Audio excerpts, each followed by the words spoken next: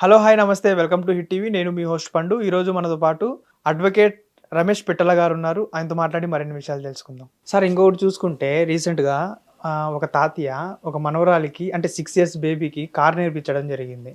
అంటే ఫుల్ ఈ టైం అంటే కార్ నేర్పియొచ్చు. ఓకే. కాదంటలేను. కానీ 6 ఇయర్స్ బేబీకి కార్ అవసరమా? అండ్ ఇంకొకటేందంటే ఫుల్ ట్రాఫిక్ ఉన్న జంక్షన్‌లోనే కార్ నడపడం అనేది జరిగింది. దీన్ని ఎలా చూసుకోవచ్చు సార్ మనం? అండ్ ఇంకోటేందంటే ఆయన చెప్పడం గూడా నాకు పర్మిషన్ ఇచ్చారు. అందుకనే నేను డ్రైవింగ్ నేర్పించాను అనేది చెప్పడం జరిగింది. అసలు కారణం ఏంటో తెలుసా? ఆ పాప డ్రైవింగ్ చేయడానికి? ఆ పాపని గిన్నిస్ బుక్ ఆఫ్ వరల్డ్ రికార్డులో ఎక్కేయాలని చెప్పేసి ఓకే. వాళ్ళ తాత వచ్చేసి సబ్ ఇన్స్పెక్టర్ ఆఫ్ పోలీస్ ఆయన. హ్మ్. నా కూతుర్ని గిన్నిస్ బుక్ ఆఫ్ మన మనమరాలు గిన్నిస్ బుక్ ఆఫ్ వరల్డ్ రికార్డులో ఎక్కిన ఉద్దేశంతోని హ్మ్. ఆ అమ్మాయికి మొత్తం డ్రైవింగ్ ఇచ్చాడు, ఇచ్చారు. నడుపుతున్నారు. అది పబ్లిక్ బాగా తిరిగేటువంటి రోడ్ అది. రోడ్ అది. కొద్దిమంది స్థానికులు చూసి ఆపి అతను ప్రశ్నించారు. అప్పుడు ఆయన పోలీస్ అనే విషయం కూడా తెలియకపోతుండే మనకి. హ్మ్. ఆయన ప్రశ్నిస్తుంటే వాళ్ళ మనవరాలు ఏమంటది, మా తాత ఎస్ఐ అని అన్నది. హ్మ్. అనేసరికి పోలీసులు అనేసరికి ఇంట్రెస్టింగ్గా పెరిగిపోతుంది. అవును. దాన్ని అలా వీడియో తీయడం జరిగిందనమాట. వీడియో తీసిన తర్వాత వీడియో చాలా సర్క్యులేట్ అయిపోయింది. స్వయంగా డీజీపీ, తెలంగాణ డీజీపీ రంగంలోకి దిగి ఆ వీడియో చూసిన తర్వాత అతను సస్పెండ్ చేయడం జరిగింది. హ్మ్. అతని పేరు తిరుపతి పూజారి అనే పేరు. సస్పెండ్ చేయడం జరిగింది. దాంతోపాటు భారతీయ న్యాయ సంహిత చట్టం కింద అతనిపైన బిఎన్ఎస్ కింద కేసు ఫైల్ చేశారు. Motor vehicle act section 184, section 180 కింద కూడా అతనిపైన కేసు ఫైల్ చేయడం జరిగింది. హ్మ్. ఇక ఇంట్రెస్టింగ్ పార్ట్ ఏంటంటే ఆ వెహికల్ పైన 4,010 రూపాయల చలాన్ కూడా ఉంది దానికి. ఓకే. ఇంకా ఆయన చలాన్ కూడా కట్టలేదు. హ్మ్. ఈ కేసు ఎందుకు ఫైల్ చేశారంటే జనరల్గా మైనర్ అబ్బాయిలకి లేకపోతే మైనర్లకి ఎవరికైనా సరే మన వెహికల్ ఇచ్చినప్పుడు దాని పర్యావసనం ఏమన్నా అయితే ఇప్పుడు మేజర్లే బాధ్యత వహించాలి. అవును. కాబట్టి ఈ విషయంలో నేరం చేసింది ఎవరు? తాత. మన పోలీస్ తాత, పోలీస్ తాత. సబ్ ఇన్స్పెక్టర్ తాత చేసిండు మొత్తానికి. ఇంకా ఆయన ఏమంటాడు, ఇది ఆటోమేటెడ్ గేర్ సిస్టము అది ఇది అంటాడు. ఆటోమేటెడ్ కానీ ఏదైనా కానీ ఆటోమేటిక్ అయినా కానీ ఫస్ట్ క్లచ్ నొక్కాలి కదా సార్ మనం. ఆ పాపకు అందాలి ఆటోమేటిక్ కదా. అయినా సరే మైనర్లకు వెహికల్ ఇవ్వకూడదు. హ్మ్. చట్టం అదే. గిన్నెస్ బుక్ ఆఫ్ వరల్డ్ రికార్డులో ఎక్కాలనుకున్నాడు, చివరికి కోర్టు బోన్లు ఎక్కే పరిస్థితి ఏర్పడ్డది. ఉద్యోగం ఊడిపోయి. అందుకే అతి హుషారు కుంభక్షేటి అంటారు పెద్దలు. అవును. సబ్ ఇన్స్పెక్టర్ కావచ్చు, కమిషనర్ కావచ్చు, ఎవరైనా కావచ్చు. ఇక్కడ ఎందుకు నేర తీవ్రత ఎందుకు ఎక్కువ ఉంది, ఎందుకు వైరల్ అయిందంటే ఇక్కడ విషయం ఏంటంటే ఆయన సబ్ ఇన్స్పెక్టర్ అని కాదు, చిన్న పాపని కాదు. ఆ పాపకి వెహికల్ ఇచ్చారు, అది చాలా బిజీ రోడ్డు. ఈయనేదో పరధ్యానంలో పడిపోయి ఒక పాప యువతకు గుద్దిందనుకో, వీళ్ళ నిర్లక్ష్యం ద్వారా ఒక నిండు ప్రాణం పోయే అవకాశం ఉంటుంది. పోయిన ప్రాణం తిరిగి వస్తుందా? రాదు. చాలా గ్రీవియస్ హర్ట్ కావచ్చు, చాలామందికి రోడ్డు పైన యాక్సిడెంట్లు కావచ్చు. వాళ్ళ వెనకాల వాళ్ళు 2-3 వెహికల్స్కి ప్రమాదం జరిగే అవకాశం ఉంటుంది. అంటే చాలా హీనియస్, చాలా పెద్ద క్రైమ్ అని చెప్పువచ్చు ఇది. కాబట్టి రికార్డుల కోసం అని చెప్పేసి రోడ్లు ఎక్కితే కోర్టు బోన్లు, కేసులు కూడా ఎదుర్కొనే అవకాశం ఏర్పడుతుంది. కాబట్టి మైనర్ల విషయంలో పేరెంట్స్ ఎప్పుడైనా సరే మంచి చెడు చెప్పుకుంటూ పోవాలి తప్ప ఈ విధంగా అతి హుషారుతో వెళ్తే మాత్రం అతి హుషారు కుంపక్షేటి అంటారు. ఇప్పుడు ఆ విధంగా అయిపోయింది.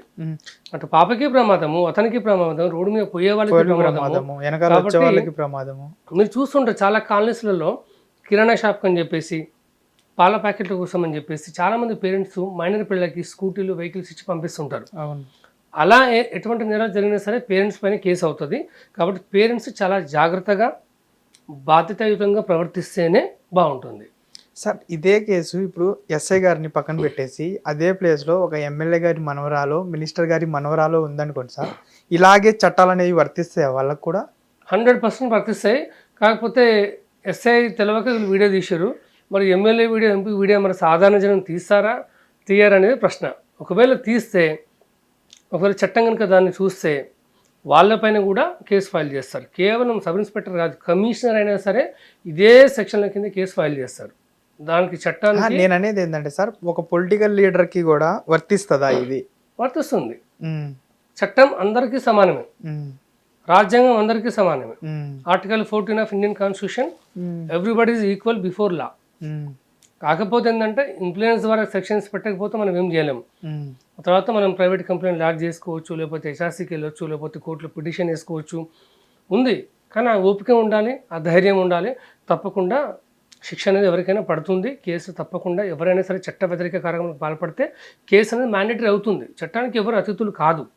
చట్టానికి మన దగ్గర ఏంటంటే రెండు చాలా పవర్ఫుల్. ఒకటి డబ్బు, ఇంకొకటి చట్టం, రెండోది ఇన్ఫ్లుయెన్స్. ఓకే. ఈ రెండింటిపైన ఉండేదే అన్నిటికంటే పవర్ఫుల్ వచ్చేసి మనకు కోర్టు, న్యాయస్థానం. డబ్బుకి ఆశపడకుండా, ఎవరికి భయపడకుండా, నేరం చేసిన వాడికి శిక్ష పడాలని చెప్పేసి ఎవరు ఫైట్ చేసినా సరే జస్టిస్ అనేది ఈ రోజు కాకపోయినా రేపనే జరుగుతుంది. దాంట్లో ఎటువంటి డౌటే లేదు అసలు. సార్ ఇంకోటి ఇందాక మీరు మాట్లాడుతూ ఈ కారు మీద చలానాలు కూడా ఉన్నాయి, ఆయన ఇంకా కట్టలేదు అని. అంటే ఆయన ఒక బాధ్యత గల ఉద్యోగంలో ఉండి ఆయనే అలాంటి చలానాలు కట్టకపోతే సామాన్య ప్రజలు మనలాంటి వాళ్ళు దీన్ని ఇంకా లీనియన్స్గా తీసుకొని వాళ్ళు కూడా వదిలేస్తూ ఉంటారు. అండ్ ఇంకోటి ఏంటి అంటే ఇప్పుడు ప్రజెంట్ ఎక్కడ పడితే అక్కడ పోలీసులు ఉండి చలానాలు వేస్తున్నారు. అండ్ ఇంకోటి ఏంటంటే చలానాలు పాతవి ఏమన్నా పెండింగ్ ఉంటే బళ్ళు లాగేసుకుంటున్నారు. దీన్ని ఎలా అంటే కోర్టు ఏం చెప్పిందంటే బళ్ళు లాక్కోమాకండి, నోటీసులు పంపించండి అని చెప్పింది కదా సార్. దీన్ని ఎలా చూసుకోవచ్చు సార్? అంటే పోలీసులు డైరెక్ట్గా బండి లాగేసుకోవడం అనేది ఎలా చూసుకోవచ్చు మనం?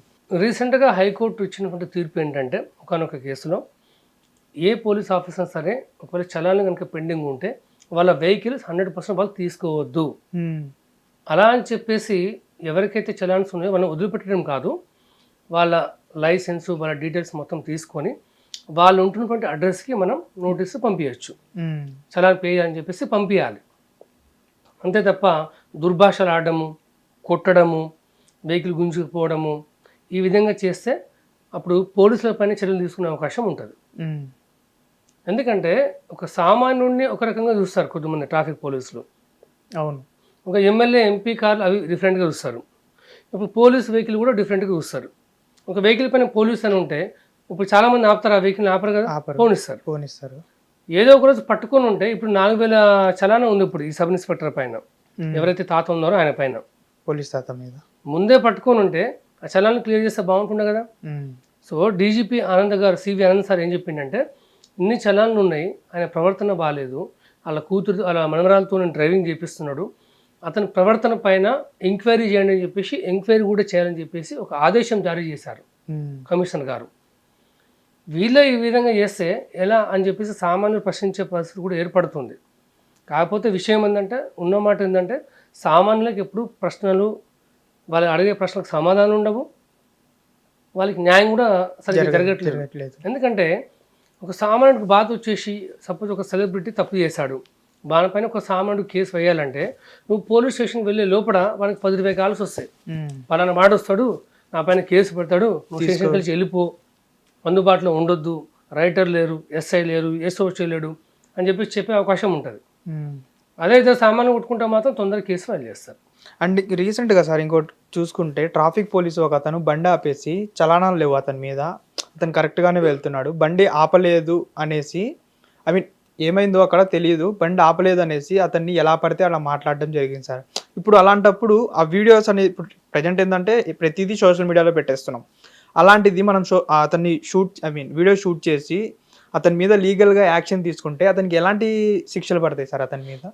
తప్పకుండా ఎవరైనా ట్రాఫిక్ పోలీసులు వాళ్ళ డ్యూటీలో భాగంగా చెక్ చేయాలి, నాకు లైసెన్స్ ఉందా లేదా, పొల్యూషన్ ఉందా లేదా, లేకపోతే అది సొంత వెహికల్ అయినా లేకపోతే ఎక్కడి నుంచి అయినా పట్టుకొచ్చారా, దొంగతనం చేస్తారనేది చెక్ చేస్తూ ఉంటారు. తమ డ్యూటీ తాము చేయాలి.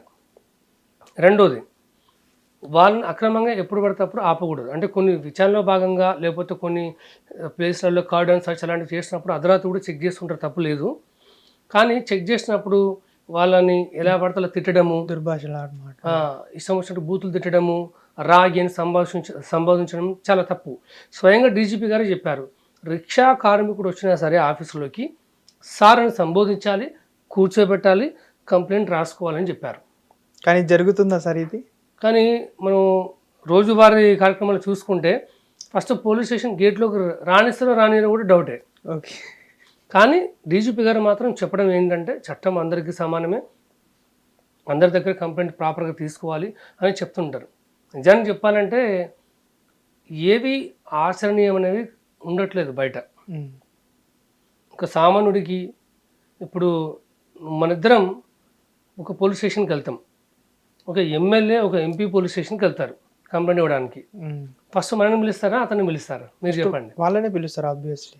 ఫస్ట్ ఎంపీని పిలిచి తర్వాత తర్వాత ఎమ్మెల్యేని పిలిచి తర్వాత మనం పిలుస్తారు టైం ఉంటే. ఈ ధోరణి అనేది పోలీసు వ్యవస్థనే కాదు, రెవెన్యూ వ్యవస్థ కావచ్చు, ఏ వ్యవస్థ అయినా కావచ్చు, ప్రభుత్వ వ్యవస్థ, ఈ హోదాను కాకుండా మనిషి సమస్యను చూసి ఎప్పుడైతే మన ప్రభుత్వ యంత్రాంగం స్పందిస్తుందో అప్పుడే ప్రజలకి ప్రభుత్వం పైన నమ్మకం ఉంటుంది, ఈ వ్యవస్థ పైన నమ్మకం ఉంటుంది. అరే ఇంకా న్యాయం బ్రతుకుందిరా అని చెప్పేసి జనాలకు కనిపిస్తుంది. కానీ సార్ ఇక్కడ ఎమ్మెల్యే అయినా ఎంపీ అయినా సీఎం అయినా ఎవరైనా సరే ప్రజలు ఎన్నుకుంటేనే కదా సార్ వాళ్ళు అయ్యేది, ఆ పొజిషన్కి వెళ్ళేది. కానీ అలాంటి ప్రజల్నే చిన్న చూపు అంటే ఒక చీమలాగా చూడడం, దీన్ని అసలు ఎలా చూసుకోవచ్చు సార్ మనం? ఎందుకు వాళ్ళకి అంత రెస్పెక్ట్? ఎందుకు ఓట్లేసి గెలిపించిన ప్రజలకి ఎందుకు ఇంత చులకన, చిన్న చూపు? ఏంటంటే చరిత్రలో యుద్ధం జరిగినప్పుడు గెలిచినప్పుడు రాజు పేరు గుర్తుంటుంది కానీ భటుల పేర్లు వాళ్ళ పేర్లు గుర్తుండదు. అలాగే ఎంతోమంది స్థానిక కార్యకర్తలు కావచ్చు, ఎవరైనా కావచ్చు, ఒక రాజకీయ నాయకుని గెలిపిస్తే కార్యకర్తలు ఎవరు గుర్తుండరు, ప్రెస్ గుర్తుండదు, రాజకీయ నాయకుడికి గుర్తుండరు, వాళ్ళ పేరు మాత్రమే గుర్తుంటుంది. కాకపోతే ప్రతి సామాన్యుడికి రాజ్యాంగం ఇచ్చిన చాలా హక్కులు ఉంటాయి. ఎమ్మెల్యే కావచ్చు, ఎంపీ కావచ్చు, ఎవరైనా కావచ్చు, చట్ట వ్యతిరేకంగా పాల్పడితే వాళ్ళపైన కోర్టులో మనం కేసు వేసుకోవచ్చు. పోలీస్ స్టేషన్కి మీరు వెళ్తారు, పలానా వ్యక్తి పైన కేసు ఫైల్ చేయాలనుకుంటారు, వాళ్ళు కేసు ఫైల్ చేయరు. 2వ సార్లు వెళ్తావు, 3 సార్లు వెళ్తావు. అప్పుడు ఏం చేయాలి? తదుపరి ఆఫీసర్ ఎవరైతే ఉన్నారో హైయర్ ఆఫీసర్, డిఎస్పీ, ఎస్పీ, వాళ్ళకి కంప్లైంట్ ఇవ్వాలి. వాళ్ళు కూడా తీసుకోలేదు. డిస్ట్రిక్ట్ కలెక్టర్ గారు, మేజిస్ట్రేట్ గారు, ఆయనకి వెళ్ళి మీరు కంప్లైంట్ ఇవ్వచ్చు. ఆయన కూడా ఇవ్వకపోతే మనం కోర్టుకి వెళ్ళొచ్చు. మళ్ళీ కోర్టు ఏం చేస్తుంది, దీనిపైన మీరు ఎందుకు కంప్లైంట్ తీసుకోలేదు అని చెప్పేసి దీనిపైన విచారణ చేయండి, మొత్తం పరిశీలించండి, తద్వారా మీరు కేసు కూడా ఫైల్ చేయండి అని చెప్పేసి కోర్టు నుంచి కూడా మనం ఆర్డర్ తెచ్చుకోవచ్చు. పోలీసులు మేము చేయము అన్నంత మాత్రాన ఏ సామాన్యుడైనా సరే అక్కడ ఆగిపోవాల్సిన అవసరం లేదు. కోర్టు ద్వారా కూడా మీరు కేసులు ఫైల్ చేయొచ్చు, మీకు న్యాయం జరిగే విధంగా మీరు ప్రయత్నం చేయొచ్చు దాంట్లో. Okay sir, thank you. Thank you. ఇది ఈరోజు టాపిక్స్ అయితే. అండ్ మరిన్ని టాపిక్స్ కోసం చూస్తూనే ఉండండి హిట్ టీవీ. సైనింగ్ ఆఫ్, మీ పండు. హిట్ టీవీ యాప్, ఇందులో short news, live news, entertainment shows, movies, digital magazines తో పాటు మీ జిల్లా వార్తలను కూడా ఫ్రీగా చూడొచ్చు. ఇంకెందుకు ఆలస్యం, వెంటనే హిట్ టీవీ యాప్ ని డౌన్లోడ్ చేసుకుని ఫ్రీగా ఎంటర్టైన్మెంట్ పొందండి. Hit TV app. Hit TV app. Please download hit TV app. Hit TV app ని ఫ్రీగా డౌన్లోడ్ చేసుకొని ఎంజాయ్ చేయండి. మీకు నచ్చిన ఎంటర్టైన్మెంట్ కోసం హిట్ టీవీ యాప్ ని ఫ్రీగా డౌన్లోడ్ చేసుకొని ఎంజాయ్ చేయండి. హిట్ టీవీ యాప్ ని డౌన్లోడ్ చేసుకుని ఆస్వాదించండి, ఆశీర్వదించండి. ఇంతమంది సెలబ్రిటీలు హిట్ టీవీ యాప్ ని డౌన్లోడ్ చేసుకోండి అని చెప్తున్నారంటే ఎంత మంచి యాప్ ఆలోచించండి. అమెరికా అమెరికా అమెరికా అమెరికాలో చదవాలనుకునే వాళ్ళకి విశ్వసనీయమైన పేరు మన శౌర్య కన్సల్టెన్సీ. UK లో 1 year masters, UK లో 1 year masters, 2 years work permit up to 5 years visa. Contact Saurya Consultancy. Contact 89851 89851.